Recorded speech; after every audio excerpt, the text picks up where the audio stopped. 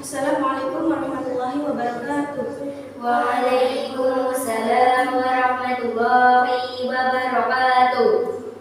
Selamat pagi anak-anak. Pagi Bu. Bagaimana kabar kalian? Alhamdulillah sehat Bu.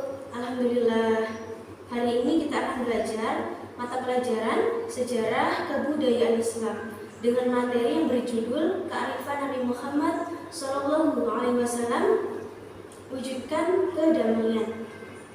Sebelum memulai pembelajaran, marilah kita bersama-sama membaca doa terlebih dahulu. Silakan untuk ketua kelas dipimpin doanya. Baiklah kawan-kawan, sebelum memulai pembelajaran, alangkah baiknya kita berdoa terlebih dahulu. Berdoa mulai.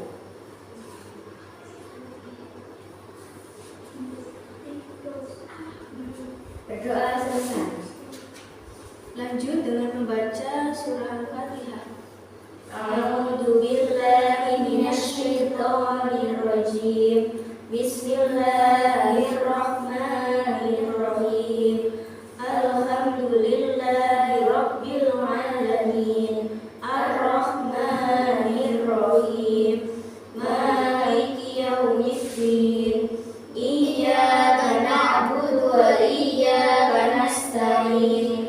Ihdinas siratal mustaqim. Siratal ladzina an'amta 'alaihim ghairil maghdubi 'alaihim waladdallin. Amin. Semoga kita semua diberikan kelancaran dalam menuntut ilmu pada pagi hari ini. Amin ya rabbal alamin. Selanjutnya Ibu akan melakukan absensi terlebih dahulu ya. Panda Nurlistiana, Hadir Bu. Fadil Andika, Hadir Bu. Ika Nur Aini. Alhamdulillah hadir semua ya. Kerapihan dalam berpakaian dan kebersihan kelas sudah cukup baik Ibu rasa. Baiklah, langsung saja kita memulai pembelajarannya, yakni mengenai kearifan Nabi Muhammad Sallallahu Alaihi Wasallam, wujudkan kedamaian.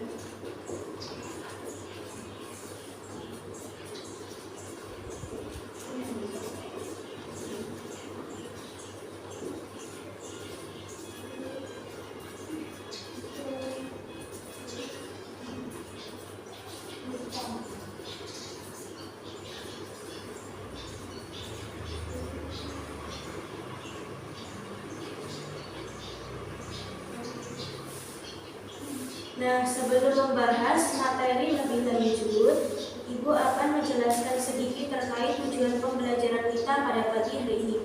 Yang pertama, peserta didik mampu menjelaskan kondisi masyarakat Arab sebelum Islam.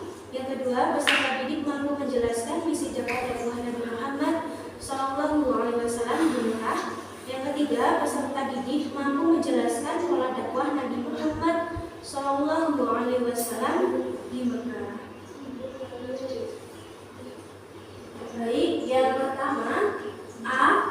Kondisi masyarakat Arab sebelum Islam.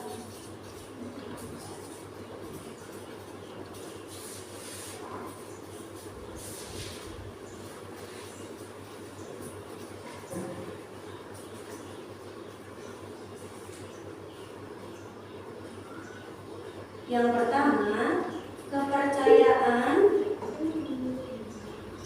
masyarakat Mekah sebelum Islam.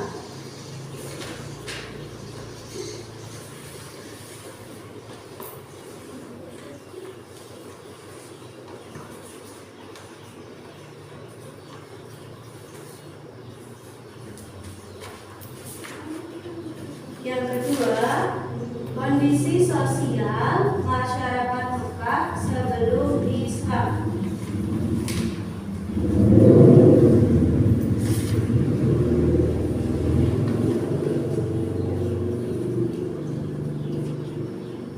Yang ketiga, kondisi ekonomi masyarakat Mekah sebelum Islam.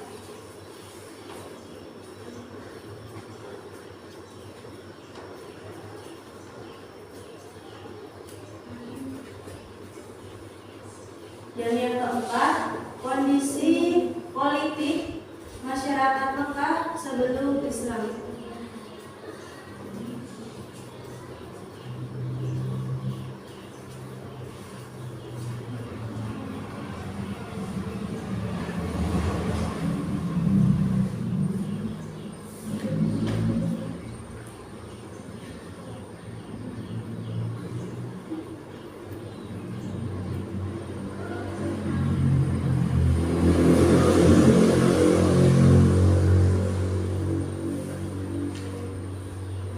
Baik, untuk yang pertama, Ibu akan menjelaskan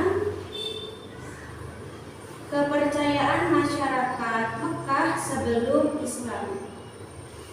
Nah, anak-anak, pada awalnya masyarakat Mekah adalah penganut agama tauhid yang dibawa oleh Nabi Ibrahim alaihissalam. Nabi siapa, anak-anak? Nabi Ibrahim alaihi salam. Ya. Kemudian dilanjutkan oleh putranya yang bernama Nabi Ismail alaihi salam. Nabi siapa? Nabi Ismail alaihi salam. Ya. Setelah Nabi Ismail alaihi salam wafat, masyarakat Mekah mulai pindah nih menyembah selain Allah Subhanahu wa taala. Proses perpindahan kepercayaan itu berawal dari Amir bin Lubai. Siapa? Amir bin Lubai, seorang pembesar suku Khuza'ah yang melakukan perjalanan ke Syam atau Syria. Dia melihat penduduk kota Syam melakukan ibadah dengan menyembah berhala. Kemudian dia itu tertarik untuk mempelajari dan mempraktikannya di Mekah. Lalu dia itu membawa berhala yang diberi nama Hubal. Siapa? Hubal. Ya, Hubal. Dan diletakkan di Ka'bah. Berhala Hubal menjadi pimpinan berhala yang lainnya seperti Lata, Uzza, dan Manat. Dia mengajarkan kepada masyarakat Mekah cara menyembah berhala, sehingga masyarakat meyakini bahwa berhala adalah perantara untuk mendekatkan diri kepada Tuhannya. Sejak itulah masyarakat Mekah mulai membuat berhala-berhala sehingga mencapai 360 berhala yang diletakkan mengelilingi Ka'bah, dan mulailah kepercayaan baru masuk ke masyarakat Mekah dan kota Mekah menjadi pusat penyembahan berhala.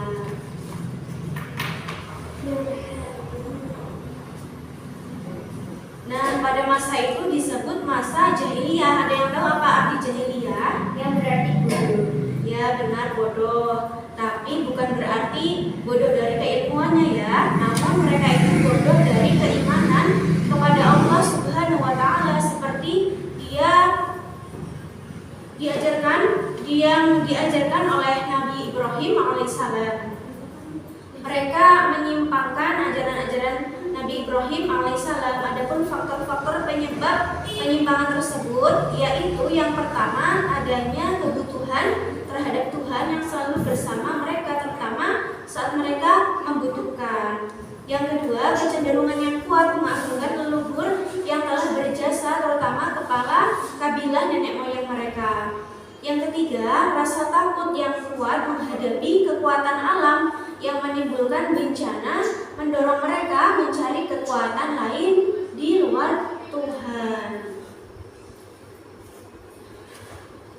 Di samping kepercayaan terhadap penyembahan berhala, ada kepercayaan lain yang berkembang di Mekah, yaitu menyembah malaikat, jin, ruh, atau hantu. Menyembah siapa? Jin, roh, atau hantu. Lalu siapa lagi? Roh. Malaikat. Nah, di saat-saat agama Islam yang dibawa Nabi Muhammad SAW akan datang, beberapa orang sudah berusaha untuk tidak menyembah berhala lagi dan berbalik menyebarkan ajaran tauhid yang dibawa oleh Nabi Ibrahim alaihissalam. Di antara mereka adalah Waraqah bin Naufal, Umayyah bin Saud, Qusaidah, Utsman bin Khuwairis, Abdullah bin Jahsy, dan Zainal bin Umar. Mereka adalah kelompok yang menentang tradisi menyembah berhala. Namun mereka meninggal dunia sebelum datangnya Islam. Lalu yang kedua, kondisi sosial masyarakat Mekah sebelum Islam. Nah, bangsa Arab ini memiliki karakter yang positif seperti pemberani, ketahanan fisik, kekuatan, daya ingat, hormat akan harga diri, dan martabat. Penganut kebebasan, loyal terhadap pimpinan, pola hidup sederhana, ramah, ahli syair, dan sebagainya. Tapi karakter baik mereka terkikis oleh kejahilian mereka. Mereka itu senang melakukan kebiasaan-kebiasaan buruk seperti minum khamar sampai mabuk, terus berzina, berjudi, merampok, dan lain sebagainya. Mereka juga menempatkan perempuan pada kedudukan yang sangat rendah. Perempuan dipandang ibarat binatang piaraan yang tidak memiliki kehormatan dan kekuatan untuk membela diri. Dan laki-laki memiliki kebebasan untuk menikah dan menceraikan semaunya. Yang ketiga, kondisi ekonomi masyarakat Mekah sebelum Islam.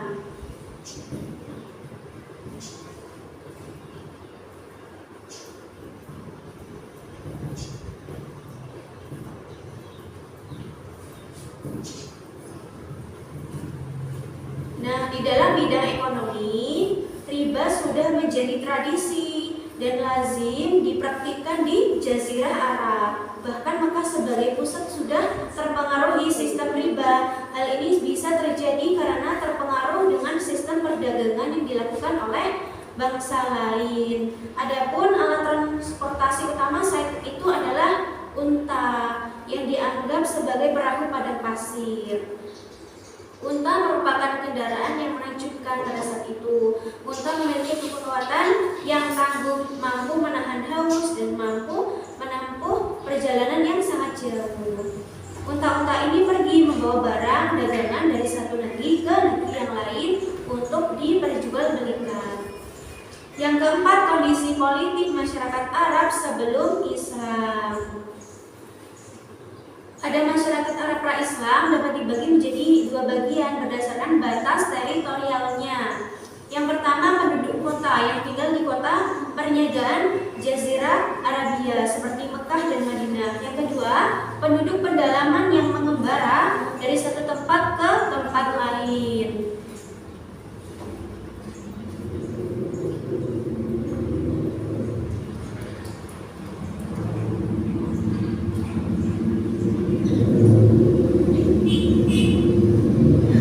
Selain itu, di Jazirah Arab terdapat beberapa kerajaan yang pernah ada.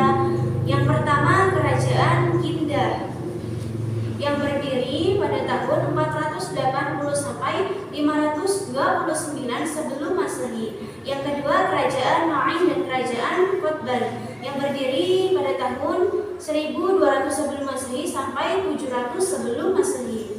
Yang ketiga, Kerajaan Sabah yang berdiri pada tahun 955 sebelum Masehi sampai 115 sebelum Masehi. Yang keempat, Kerajaan Himyar. Yang kelima, pendudukan Romawi di Yaman.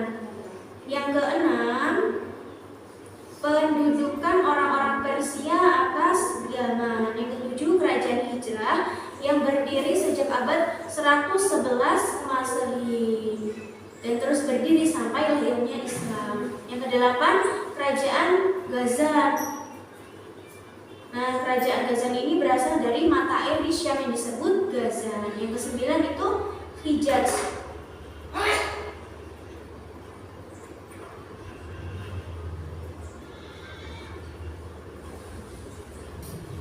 Nah, lanjut materi berikutnya.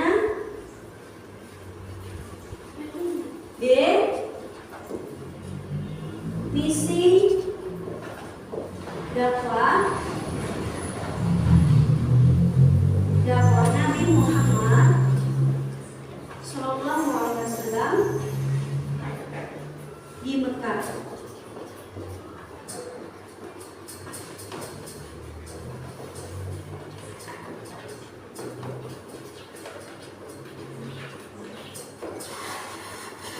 Yang pertama, permulaan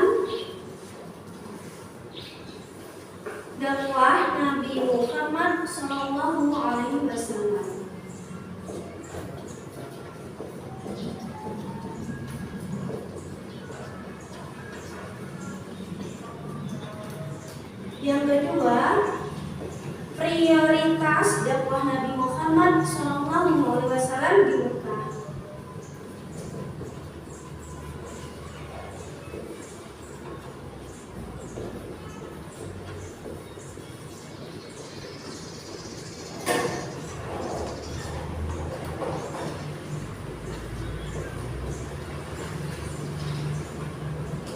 Yang ketiga, respon masyarakat Mekah terhadap dakwah Nabi Muhammad SAW.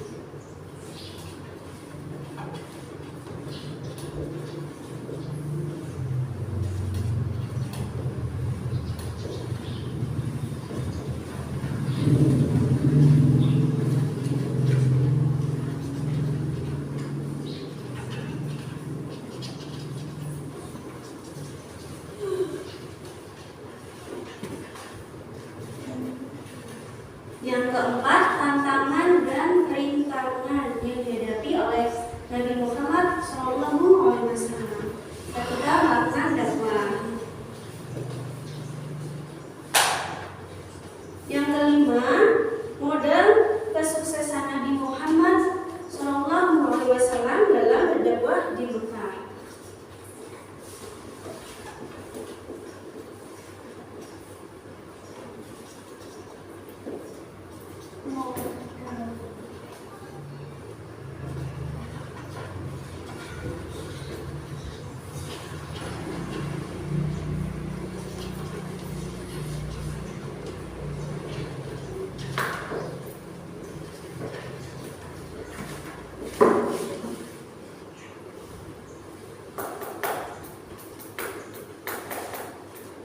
Nah, Ibu akan menjelaskan yang pertama, yaitu permulaan dakwah Nabi Muhammad Sallallahu Alaihi Wasallam.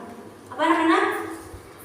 Permulaan dakwah Nabi Muhammad Sallallahu Alaihi Wasallam. Nabi Muhammad Sallallahu Alaihi Wasallam diangkat sebagai Nabi dan Rasul pada tanggal 17 Ramadan. Tanggal berapa? 17 Ramadan. 13 tahun sebelum hijrah, atau pada tahun 610 Masehi ketika usia beliau genap 40 tahun. Beliau diangkat ketika sedang bertahanus di Gua Hira, sebuah di Jabal Nur yang terletak beberapa kilometer sebelah utara kota Mekah. Pengangkatannya sebagai nabi ditandai dengan turunnya malaikat Jibril untuk menyampaikan wahyu yang pertama kali, yakni Quran surat Al-Alaq ayat 1 sampai 5. Quran surat apa? Al-Alaq ayat 1 sampai 5. Yang berbunyi Bismillahirrahmanirrahim. Iqra bismi rabbikal ladzi khalaq, khalaqal insana min 'alaq. Iqra wa rabbukal akram, alladzi 'allama bil qalam, 'allamal insana ma lam ya'lam. Yang artinya, bacalah dengan menyebut nama Tuhanmu yang menciptakan. Ia telah menciptakan manusia dari segumpal darah. Bacalah, dan Tuhanmu lah yang Maha Pemurah, yang mengajar manusia dengan perantaraan kolam. Dia mengajar kepada manusia apa yang tidak diketahuinya. Turunnya ayat Al-Quran pertama tersebut dalam sejarah Islam dinamakan Nuzulul Quran. Apa? Nuzulul Quran. Ya, Nuzulul Quran. Setelah itu turun wahyu yang kedua, yaitu Quran surat Al-Mudaththir ayat 1 sampai 7 yang berbunyi Bismillahirrahmanirrahim. Ya ayyuhal mudaththir qum fa'anzir rabbuka fakabir wathiyabaka fatahhir warujza fahjur wala tamnun tastakthir walirabbika fasbir. Yang artinya, hai orang-orang yang berselimut, bangunlah lalu berilah peringatan, dan Tuhanmu agungkanlah, dan pakaianmu bersihkanlah, dan perbuatan dosa tinggalkanlah, dan janganlah kamu memberi dengan maksud memperoleh balasan yang lebih banyak, dan untuk memenuhi perintah Tuhanmu bersabarlah. Nah, surah Al-Mudaththir berisi perintah Allah Subhanahu wa Ta'ala agar Nabi Muhammad SAW berdakwah menyiarkan ajaran Islam kepada umat manusia. Mulailah beliau berdakwah secara sembunyi-sembunyi berdasarkan Quran surat Asy-Syu'ara ayat 214 yang berbunyi Bismillahirrahmanirrahim wa anzir ashiratakal aqrabin, yang artinya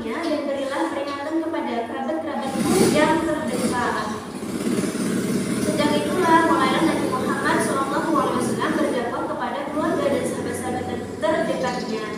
Beliau menjadikan rumah Al-Arqam bin Abil Arqam Al-Makhzumi sebagai pusat kegiatan dakwahnya.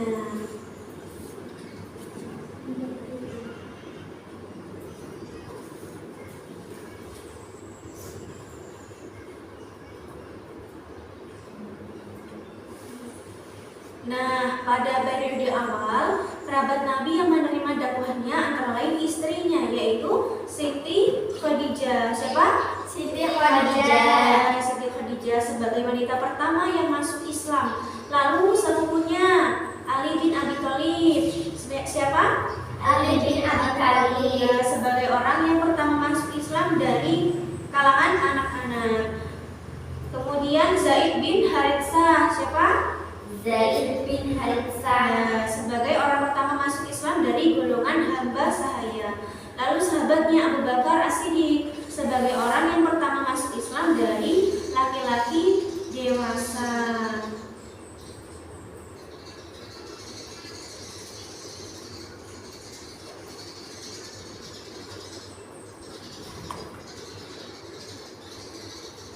Kemudian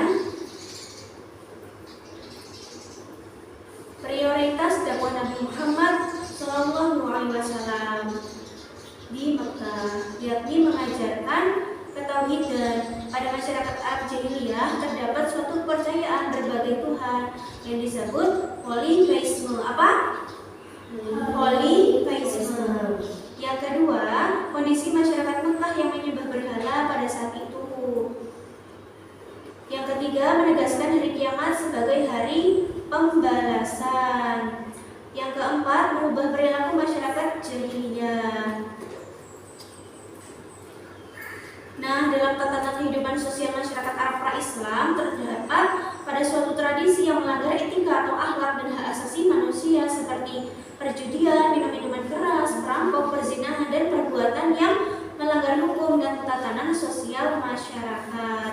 Sementara Islam selalu mengajarkan perbuatan terpuji seperti tolong menolong sesama manusia, melarang melakukan fitnah, mengambil hak orang lain yang bukan miliknya sendiri, melarang mabuk-mabukan, melarang perzinahan, melarang penguburan bayi hidup-hidup, dan ajaran terpuji lainnya. Kemudian yang kelima, mengangkat dan melindungi hak asasi manusia, karena di dalam kehidupan masyarakat Arab pra-Islam itu terdapat tradisi perbudakan manusia.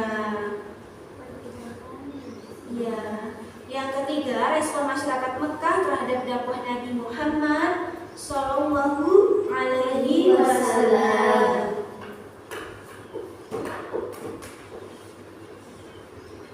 Nah, responnya seperti apa?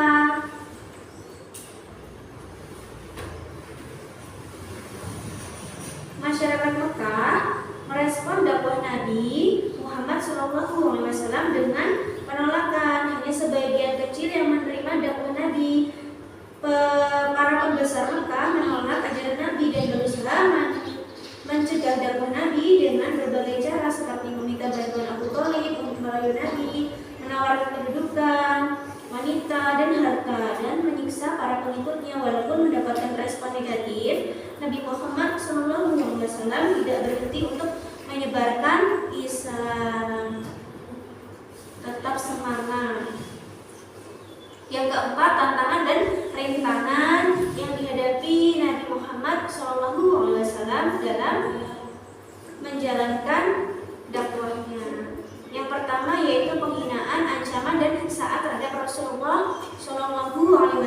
Yang kedua, penghinaan, ancaman, dan siksaan terhadap pengikut Rasulullah SAW. Yang ketiga, bujukan harta, kedudukan, dan wanita. Yang keempat, membujuk Nabi untuk bertukar sesembahan. Yang kelima, membujuk dan memprovokasi Abu Thalib. Yang keenam, menghasut masyarakat Mekah. Yang ketujuh, pengasingan dan pemboikotan Bani Hashim dan Bani Muthalib. Yang kedelapan, mempengaruhi pimpinan negara-negara tetangga untuk menolak kehadiran Islam atau orang Islam. Kemudian yang kelima, modal kesuksesan Nabi Muhammad SAW dalam berdakwah di Mekah. Nah, yang pertama yaitu sabar. Nabi Muhammad SAW memiliki kesabaran dalam menghadapi ancaman, tantangan,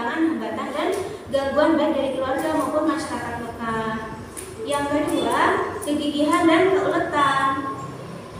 Nabi Muhammad SAW memiliki kegigihan dan keuletan dalam menyebarkan Islam, baik kepada keluarga maupun masyarakat Mekah. Yang ketiga, berakidah yang benar dan kuat. Karakter ini menjadi modal utama dalam dakwah Nabi Muhammad SAW. Yang keempat, akhlak terpuji dan menjauhi kemungkaran. Nabi Muhammad SAW sudah terkenal dengan Al-Amin. Apa itu? Al-Amin. Sebelum diangkat jadi Nabi dan Rasul. Yang kelima, kesetaraan derajat. Nah, Nabi Muhammad SAW menjunjung tinggi persamaan derajat sesama manusia. Tidak ada perbedaan antara bangsawan dan budak, antara yang kaya dan yang miskin. Perbedaannya itu pada keimanan. Karakter ini membuat semua orang merasa nyaman dan diakui secara sama. Nah, selanjutnya C. Pola dakwah Nabi Muhammad SAW.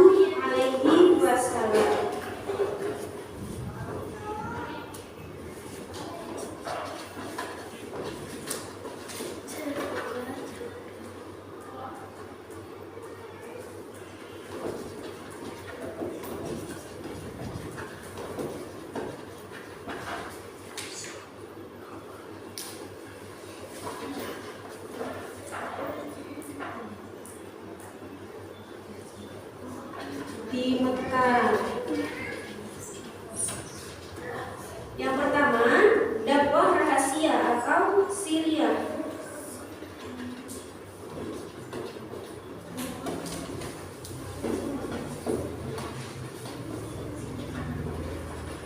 Yang kedua, dakwah jahriyah.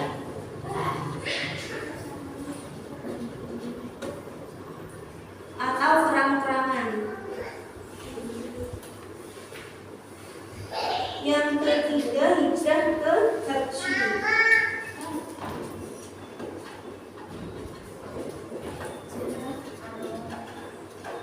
Yang keempat, misi ke Thaif.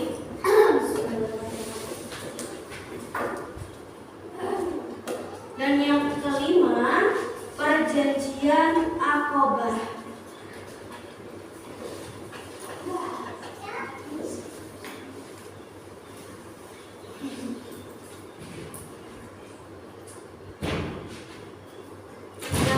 Yang pertama, yakni dakwah rahasia atau siriyah.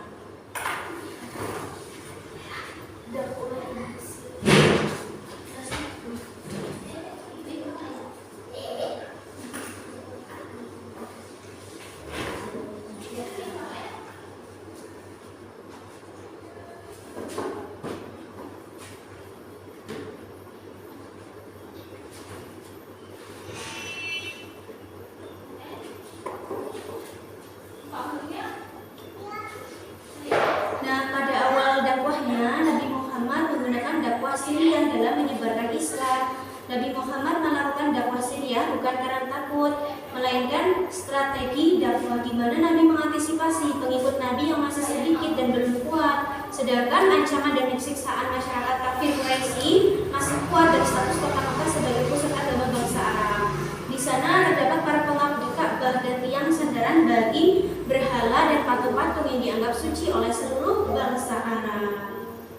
Nah, Nabi Muhammad melaksanakan dakwah siriyah itu selama 3 tahun. Pertama-tama Nabi menawarkan Islam kepada orang-orang terdekat, keluarga besar, serta sahabat-sahabat karib beliau. Mereka diajak untuk memeluk Islam. Dalam sejarah Islam dikenal sebagai as-sabiqun al-awwalun. Apa anak-anak? As-sabiqun al-awwalun. Ya, yang artinya orang-orang yang paling dahulu dan pertama kali masuk Islam. Mereka itu adalah yang pertama Khadijah binti Khuwailid, istri Nabi Muhammad SAW. Yang kedua Zaid bin Haritsah. Yang ketiga Ali bin Abi Thalib, sepupu Nabi Muhammad SAW. Dan yang keempat Abu Bakar As-Siddiq, sahabat dekat Nabi Muhammad SAW. Nah, setelah memeluk Islam, Abu Bakar bersemangat dalam berdakwah mengajak orang-orang masuk Islam. Karakter Abu Bakar terkenal dengan sosok laki-laki yang lembut, disenangi dan berbudi baik. Para tokoh kaumnya selalu menjunjung tingginya dan sudah tidak kesuksesan dalam berbisnis dan pergaulannya yang luas. Melalui dakwah beliau, beberapa sahabat masuk Islam, yaitu yang pertama Utsman bin Affan, yang kedua Az-Zubair bin Al-Awwam Al-Asadi, yang ketiga Abdurrahman bin Auf, yang keempat Sa'ad bin Abi Waqqas bin Abi Waqqas Az-Zuhriyan, dan yang kelima Talha bin Ubaidillah At-Timi. Kemudian diikuti oleh sahabat-sahabatnya yang lain. Yang kedua, dakwah jahriyah atau terang-terangan.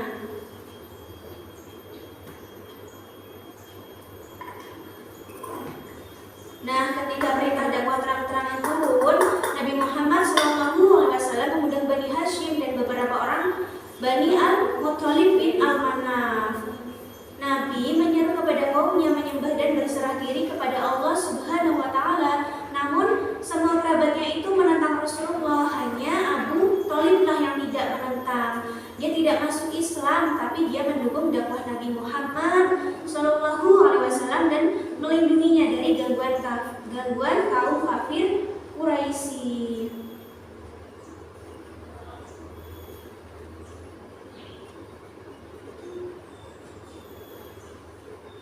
Kemudian hijrah ke Habsyi. Nah, penindasan dan penyiksaan kafir Quraisy itu semakin keras, membuat Nabi Muhammad SAW dan pengikutnya berpikir untuk menyelamatkan diri. Dalam kondisi tersebut turunlah surah Az-Zumar yang berisi perintah hijrah. Allah Subhanahu wa Ta'ala berfirman yang berbunyi, Bismillahirrahmanirrahim. Qul ya ibadilladzina amanu taqu rabbakum lilladzina ahsanu fi hadhihi dunya hasanatun wa ardullahi wasi'atun innama yuwaffas sabiruna ajrahum bighairi hisab. Yang artinya, katakanlah hai hamba-hambaku yang beriman, bertakwalah kepada Tuhanmu. Orang-orang yang berbuat baik di dunia ini memperoleh kebaikan dan bumi Allah itu adalah luas. Sesungguhnya hanya orang-orang yang bersabarlah yang dicukupkan pahala mereka tanpa batas. Dan yang keempat, misi ke Taif.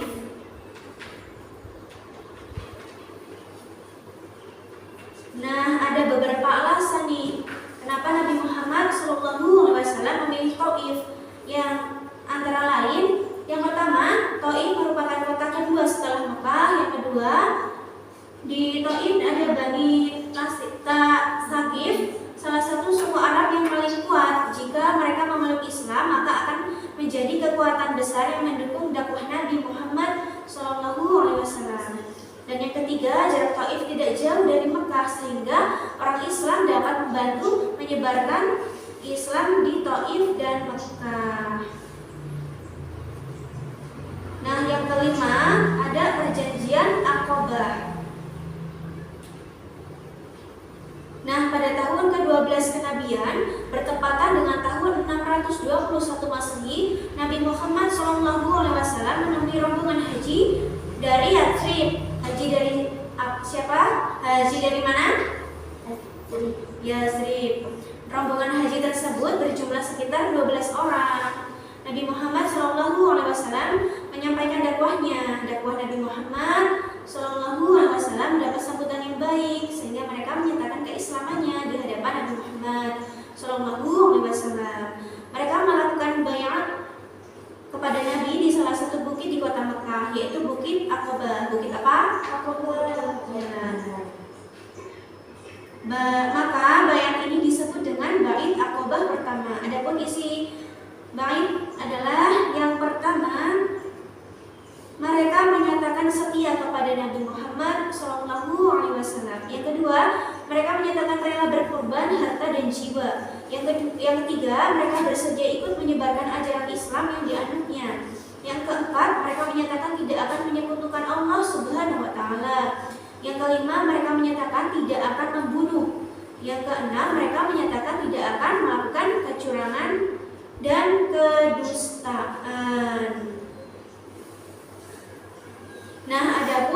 isi dari perjanjian Aqabah. Yang kedua, yaitu yang pertama, penduduk Yatsrib siap dan bersedia melindungi Nabi Muhammad SAW. Yang kedua, penduduk Yatsrib ikut berjuang dalam membela Islam dengan harta dan jiwa. Yang ketiga, penduduk Yatsrib ikut berusaha memajukan agama Islam dan menyiarkan kepada sanak saudara mereka. Yang keempat, penduduk Yatsrib siap menerima segala resiko dan tantangan.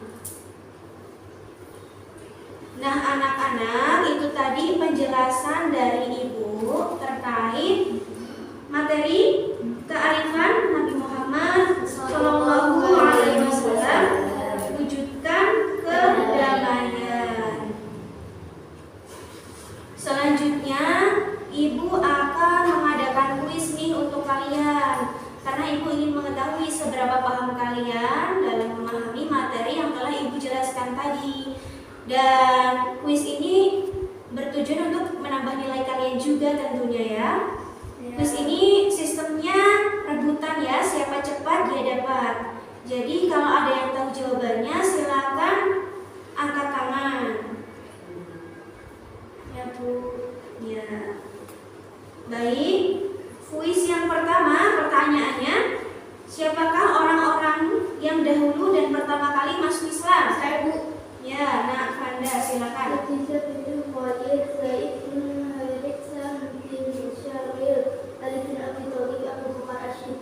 Ya, benar sekali. 10 poin untuk Nak Fanda. Kuis yang kedua, pertanyaannya, apa saja pola dakwah yang digunakan Nabi Muhammad SAW?